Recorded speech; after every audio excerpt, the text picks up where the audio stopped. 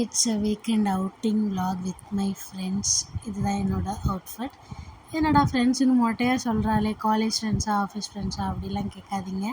எனக்கு இருக்கிற ஆஃபீஸ் ஃப்ரெண்ட்ஸ்னாலே இவங்க ஒரு 5-6 பேர் மட்டும்தான்.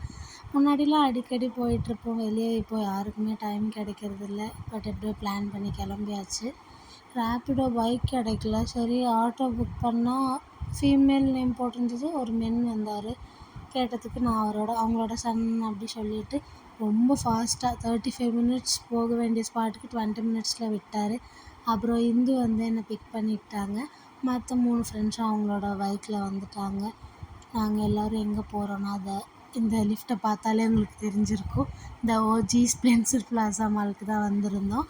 இங்கே ஜூடியோவில் நிறைய தீபாவளி கலெக்ஷன் கொண்டு வந்திருக்காங்க. ஸோ ரொம்ப க்ரௌடாக இருந்தது. நான் ஃபஸ்ட் டைம் இங்கே வரேன். நான் மால்னாலே ரொம்ப எக்ஸ்பென்சிவ், நம்மளால் அஃபோர்ட் பண்ண முடியாது அப்படின்னு தான் நினச்சேன். பட் இது அப்படி கிடையாது. இது ஃபுல்லாகவே நம்மளால் அஃபோர்ட் பண்ணுற மாதிரி தான் இருந்துச்சு. ஹேண்ட் கிராஃப்ட்ஸ்லேருந்து எல்லாமே ரொம்ப சீப் அண்ட் பெஸ்ட்டாக இருந்துச்சு. நான் ஈரோட்டில் டெக்ஸ் வேலின்னு ஒரு மால் போயிருக்கேன். அங்கேயும் இந்த மாதிரி அஃபோர்டபுளாக தான் இருக்கும். ஸோ இங்கேயும் அதை மாதிரி சிமிலராக இருந்தது. நாங்களும் அந்த ஓஜி கண்ணாடி லிஃப்ட்டில் ஒரு வாட்டி ட்ரை பண்ணோம். இது நான் மூவிஸ்லலாம் பார்த்துருக்கேன். என்ன மூவின்னு எனக்கு சரியாக ஞாபகம் இல்லை.